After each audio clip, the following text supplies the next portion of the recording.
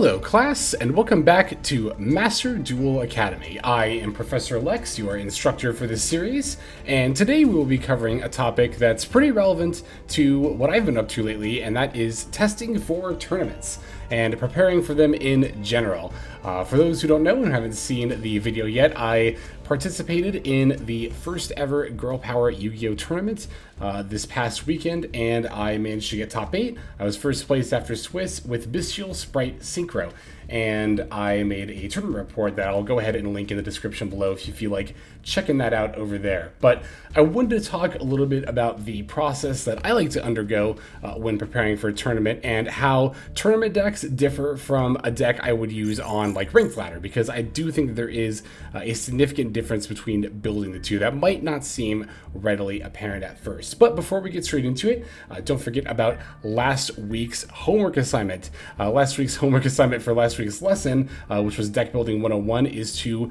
list some resources and or processes that you go through when you are building a deck. So if you haven't turned that in yet, you can still do so in the comment section below. And if you need to check out last week's lesson to get refreshed on that, I'll go ahead and link that in the description below as well. So I think I'm going to first actually start by talking about how I build a deck for a tournament versus how I build a deck for Ranked Ladder. So I'm going to go here into my decks, and I actually have my two Bestial Sprite Synchro builds separated into Ladder and Tournament. I'm going to start by going into my tournament build here. This is the same build I used in the GP Yu-Gi-Oh! Tournament this past weekend. And one thing that I did make sure that I wanted to add for this deck, and I mentioned this in the tournament report as well, is more disruption. And the reason for that is because one of the key differences between playing in a tournament as opposed to playing on Ranked Ladder is that in Ranked Ladder, you have an infinite number of games you can play. There's no like getting disqualified from Ranked Ladder, right? Like you can rank down, but even then you won't rank out of, Ranked Ladder period, and you definitely won't even rank out of whatever rank you're in, right? So you have an infinite number of games you can play to get to your goal, the upper rank, whatever that is for you. If it's Master 1, if it's just Master 5 or Diamond 5, what have you.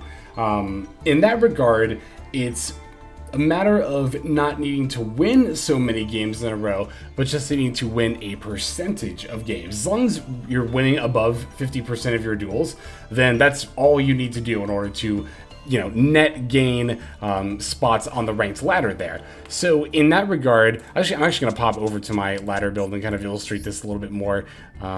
I tend to use more extenders. Like you notice, notably, Imperm is not in my ladder build at all. I have a second copy of Caligo Claw Crow. I have a third tuning in their place. And again, that's just because on ladder, I'm more interested in actually like being able to make my plays when I do go first on turn 1 there. Because again, I might lose games where I go second a little more often, but that's ultimately fine because I'm still going to get an above 50% win rate, and the extra extenders in a ladder build will help me do that. However, again, with the tournament build, you'll notice I have the imperms in their place. I only have the one Caligo Claw Crow and the 2 tuning here. Now, the reason for this is because when you're playing in a tournament, it's definitely not the same as playing in ladder in that regard, right? Because when you're playing in a tournament, you have a very finite number of games. In my case, it was 6, but rounds, some tournaments can be 8 rounds, larger ones can be 10, maybe even 12. Whatever the case, you have a finite number of games that you're looking to win. So you need to win as many of them as possible. And you obviously can't guarantee that you're going to go first every single time during one of those games. In fact, I think I went first the first 2 rounds and then lost the coin flip my last 4. So I kind of had to play uphill in the latter half of the tournament in that regard. But I'm very glad that I included infinite impermanences in my tournament build because, again, we're trying to win every single game, not just win a percentage of games overall, but each individual duel we need to have maximize our shot at winning. And that includes preparing for going second when we're playing in a best of 1 format. So in that regard, you just need to be prepared, right? And that's why I decided to include the imperms in my tournament build over the again, second Calico Claw Crow and the third tuning, it might not seem like a lot of difference. You might be like, well, it's only a 2-card difference. Like, how much could that really make? It matters a lot. It actually does matter a lot. And it's also a lot of the reason why I often say I don't like going above 40 cards, because people really underestimate, like, you know, people will say like, oh, I'll just play 41 cards. Like, so it makes me like 1% less chance to draw X card, you know, is that big of a deal? I think the answer is yes. I really do think the answer is yes. 1% is kind of huge. It's a lot bigger of a number than a lot of people realize in a lot of different factors. But when it comes to the odds of drawing a card, that can come up and it can matter a lot. So in that regard, like I said, I just wanted to make sure that I had at least a little bit more. And obviously, you know, if we go back to the ladder build, right, it's not like I'm just not playing Disruption at all in the ladder build. I, of course, still have Maxis. I still have Ash Blossoms. Bystials, of course, can act as both Disruption and Extenders. It's part of why they're so strong. So we still have those, but I'm still playing the Call Buys, you know, so... ultimately just making sure that we're, you know, in the tournament build, we're just making sure that we're playing to various outs, whereas the ladder build, we can be a little bit more loose. There's actually an extra deck card difference as well between the tournament and ladder builds. In the ladder build, I'm playing a second Sprite Elf, but in the tournament build, you'll notice I'm actually playing a Salamangreat Almirage. The reason that you play Almirage in this deck specifically is in case you open Necro Shinobi plus a Bystial monster, right? You want to be able to normal summon the Necro Shinobi, link it off for the Almirage, then banish the Shinobi out of your graveyard with the Bystial monster. That'll not only put the Bystial monster that's level 6 onto the board, but then obviously that'll also summon the Shinobi Necro as a level 2 tuner. Now from there, you have the ability to sync for level 8, you can go into your Chaos Ruler, and you can have plays in a situation where you might not normally have access to them. And when you're playing in a tournament, again, when you're playing on ladder rather, that might seem like a very, very niche scenario. Like, how often is that actually going to come up, and how often does that really matter? Well, in a tournament, you know, that still has very low odds of coming up, but it will matter a lot more if it does come up. And I think being prepared for individual niche case situations is more important in a tournament build than a ladder build. So that's why I opted to play the Almirage here, because even though I didn't think that specific hand was going to come up, I wanted to be prepared in the off chance that it did. It's really just about being prepared when it comes to tournament builds. You really have to make sure that you want to make sure you're optimizing the build for like as many situations as possible, but at the same time, you also don't want to be like, you know, jamming your deck full of one-ofs just in case this happens, just in case this happens, just in case this happens. No, you do want to, you know, make sure you're sticking mostly to one game plan and trying not to divert from it too much, but at the same time, throwing in techs where you can, where you have the space and the flexibility in order to make sure that we are, again, just accounting for all the different situations here. One also very key difference that I didn't really get into at the intro there that I should have is also the side deck. So in this particular tournament, the GP Yu-Gi-Oh tournament, as well as the MCSs I played in the past, we did best of 1 during Swiss, but during Top Cut, we played best of 3, best 2 games out of 3, which meant we used a side deck. That can happen sometimes in tournaments, that'll come up, or you might even play in a tournament where your Swiss rounds are all best of 3, right? Every single duel you play, you're going to need a side deck. So let's talk a little bit about side deck construction here. I unfortunately have already deleted the side deck that I use, but I do still remember it card for card. So I'm just going to go ahead and pull it up here. I'll not only talk about what I chose to side deck specifically, but also the decisions that led me to decide to side deck these cards in here. So when it comes to putting together a side deck and making sure that you're having all the cards that you want for it, you want to think about 2 things in particular, right? You want to think about, God, I can't spell this shit, and you're all going to see that now. Dimension, there we go. You want to make sure that you are prepared for, and not just going second, but going first. When it comes to, Jesus, I really can't type with shit. When it comes to side decking, one thing I tend to notice in a lot of side decks is that a lot of people will play a lot of cards like Dark Ruler No More and Evenly Matched. They'll like load up their side deck with stuff like that, but they won't necessarily side as many things for going first. That is actually something you also need to be considering here. So this is the 15 card side deck that I ultimately used for the GP Yu-Gi-Oh tournament. It was 1 Baldrake, 1 Feather Duster, 3 Dark Ruler No More, 2 Tactics, 3 D Barrier, 3 Evenly, and then 2 Red Reboot. when it comes to side decking, again, it's really easy to throw in stuff like Dark Ruler and Evenly. It's like, oh, if I go second, then I can just play all these going second cards. But what about going first? You do actually want to side deck stuff in specifically for going first. Namely, one of the ones for me here was the 2 Triple Tactics talent. Going first against literally any matchup, I would side out, maybe not literally, but against the vast majority of matchups, right? I would side out the 2 Imperms for the 2 Triple Tax. The reason being, Imperm really isn't nearly as useful on turn 1. My turn 1 board's already set up a lot of monster negates, so I don't need an additional one. And obviously my opponent's not going to likely have monsters on the field, plus I'll have cards on the field, so it's like, Imperm, not really that great going first. The triple tack, however, if my opponent does end up having like a Max C or an Ash Blossom or something, I can potentially use triple tack to either strip them of their resources and or try to find more of my own for a follow-up there. So that's a really good example of a going first sideboard card, and a pretty generic one at that is triple tack. Dimensional Barrier, also very, very good going first side card.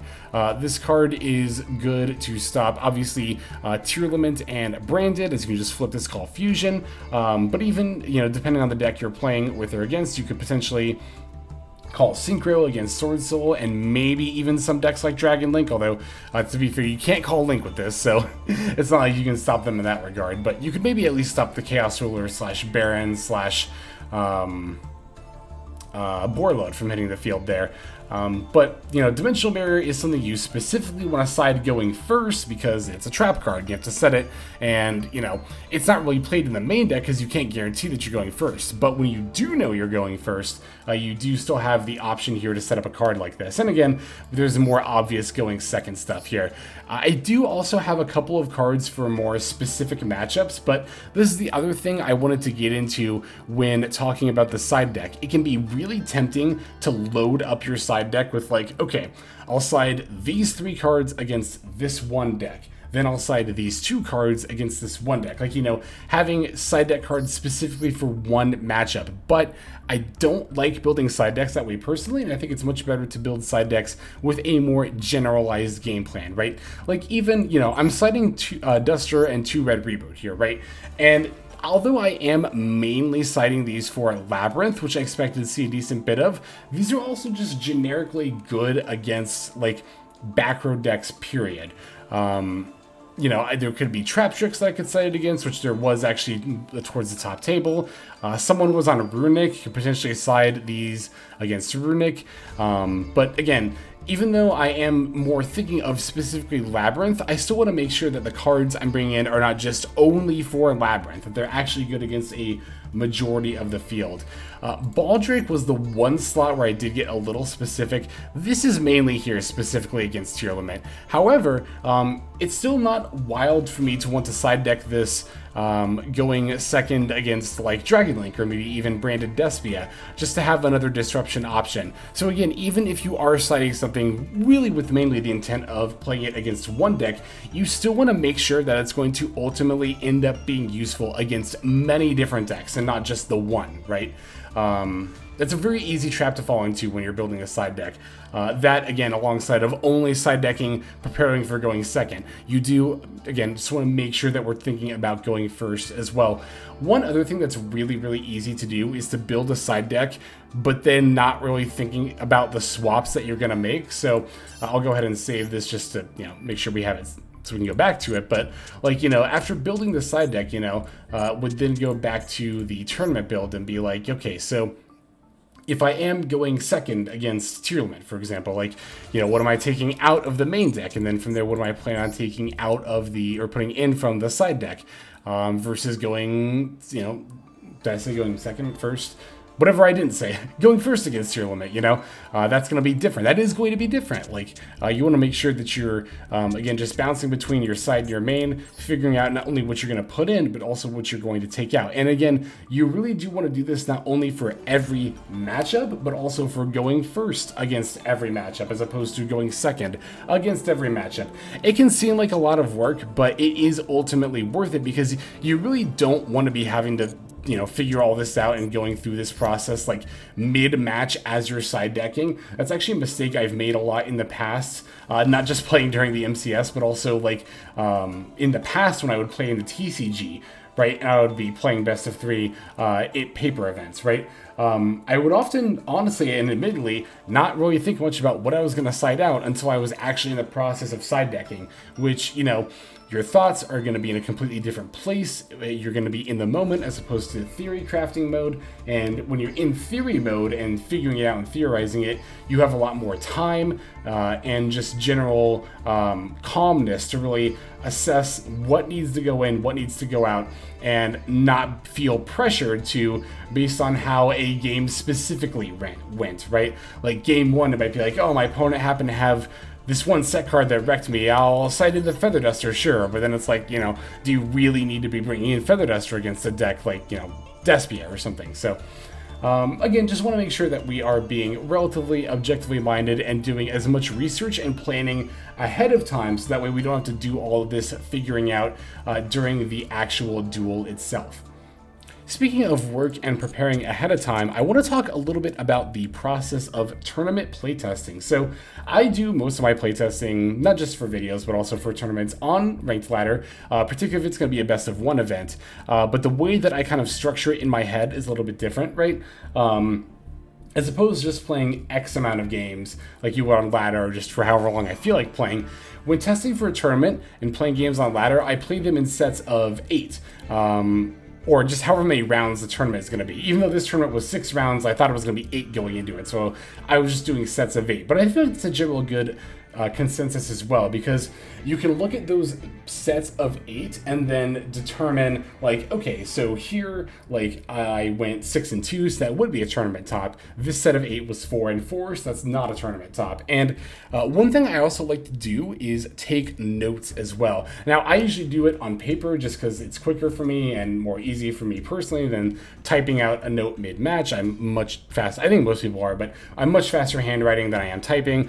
And in that regard, I wanted to go ahead and show, even though I normally handwrite these notes, I actually did type a few of them into Google Docs here, just to illustrate the kind of note-taking I do when I'm doing tournament testing. So this is from this scrap of paper you're hearing on my desk.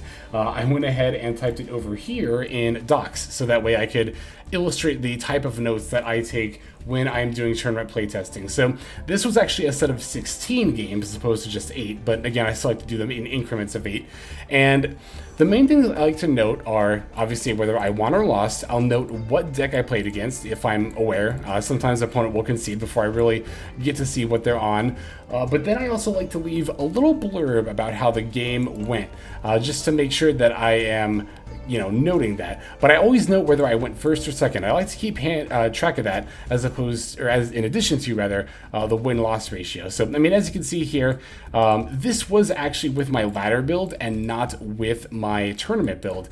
So this playtesting session was actually what made me decide to then differentiate between, this ladder build and this tournament build. Because I was originally going to take to the tournament a build like this that didn't play any like infinite permanences or anything like that, but as you can see, during this playtest session, I went second a lot. I lost 10 out of my 16 coin flips, and so going second this often made me realize, like, I should probably have imperms, if not for the laddering build, then for a tournament more focused build there. So with the notes, I do try to be pretty honest with myself as to how the game went. Like, I try to keep it, short and succinct, but also, like, there is one, right here, for example, this game where I lost against Branded, right? I did note that when I summoned starters, or when I summoned Jet, I misplayed, and I added starters and not smashers, even though I didn't need the extra body. I was just kind of on autopilot mode, and I saw I had 2 starters left on my deck, so I grabbed one, but then I realized, oh, wait a second, that's just going to grab me a red or a carrot, which isn't going to do anything here. I really needed the smashers to clear off my opponent's board. So that is one thing that I think a lot of people, I think a lot of people don't do things like this in general, right? Like, even beyond just saving your replays and going back and watching them, I really like note-taking in the moment, because it really gives you a feel for how the duels are going in the moment. And it gives you that kind of, like, thought process that you're having in the moment, then you can more easily reflect upon it later. And also, again, just by being honest with yourself about like, hey, I misplayed, I maybe could have won this game. I think it just really keeps us objective, and that is so important when it comes to testing for a tournament, and I think playing the game in general, really, but especially for playtesting for a tournament.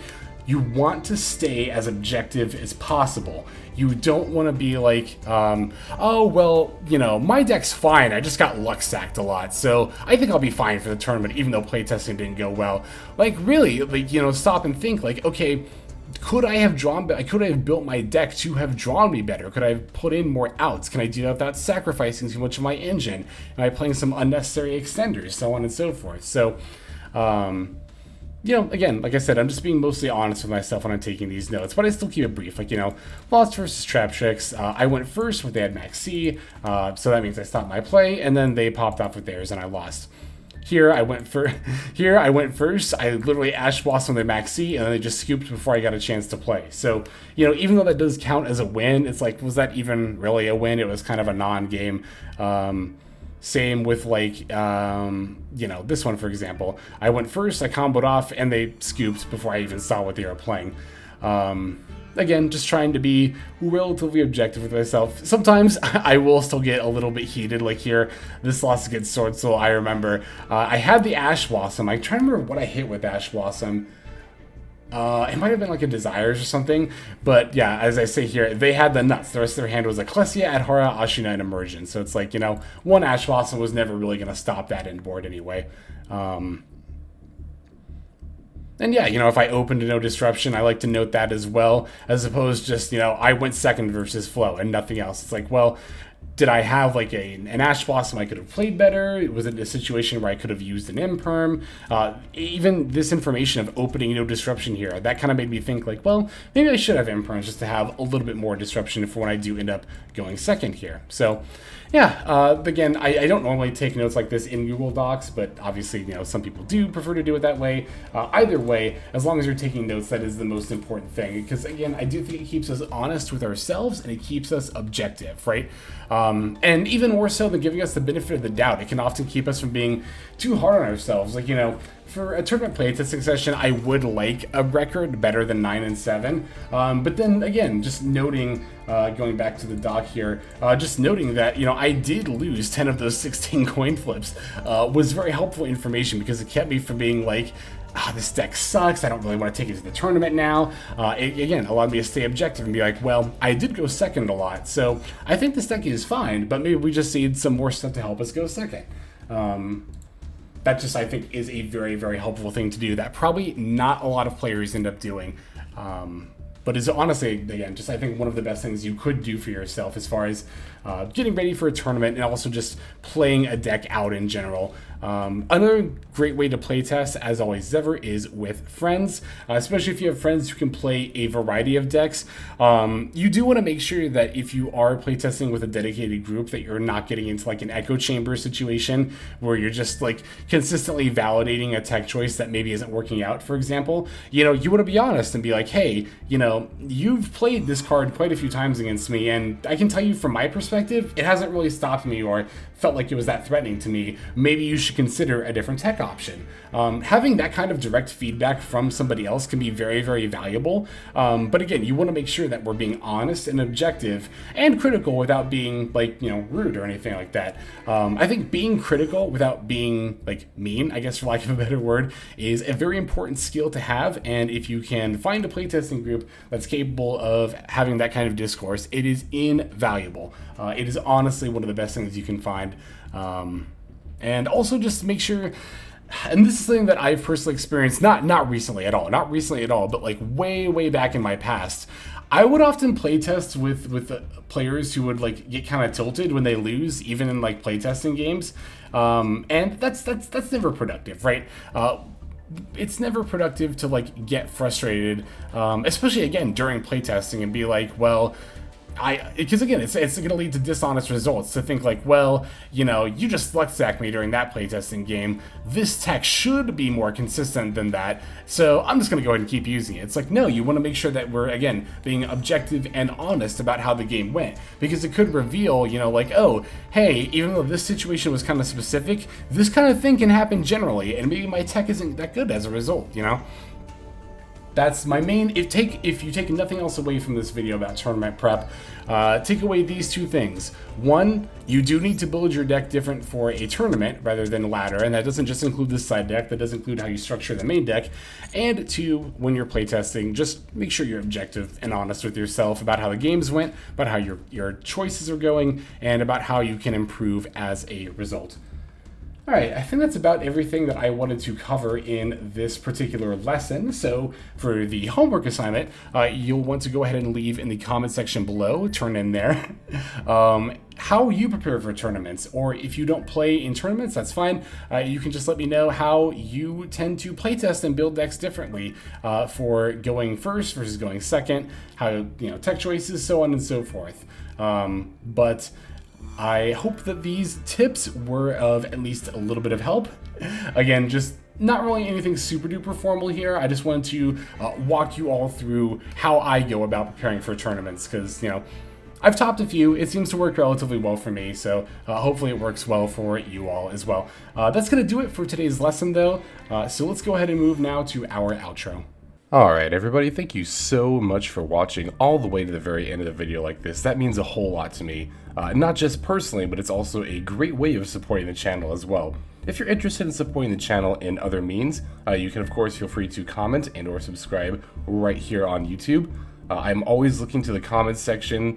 You guys leave some pretty awesome feedback as far as like constructive criticism goes when it comes to deck building, gameplay, channel content, all that stuff. So feel free to leave your opinion down there. I will be sure to take a look at that there. And then subscribing is going to be the best way to get notifications of when these videos drop. That does happen every day, by the way, so if you're looking for daily Master Duel content, you've come to the right place. And there are more places where you can get some daily Master Duel content. If you check out the description below, follow the top link over to my Patreon page. There for just $5 a month, which is as much as you pay for a booster pack. You'll find a lot more value than a pack full of filler over there. We've got some previews for content upcoming here on the channel. We've got some exclusive games that are only posted over on Patreon over there. We've got some Q&As, and then you can also have your name featured in this lovely credit sequence where I thank all of the people who are helping contribute over there on Patreon. It's a huge support to the channel, and it really means a lot as well. So thank you everyone who is donating that is featured here on screen. And again, you know, it's not just a pure donation, you do get some more daily Master Duel content over there just for being a part of the Patreon. But I think that's about all the time that I have for today's video. Once again, I just want to thank you so very much for sticking all the way to the end of the video. Again, it just means a lot, as I do put a decent amount of work into getting these videos out every single day. But that's about all the time that I've got for now, so without further ado, this is XLex. I'm signing out, and I hope you have a fantastic day.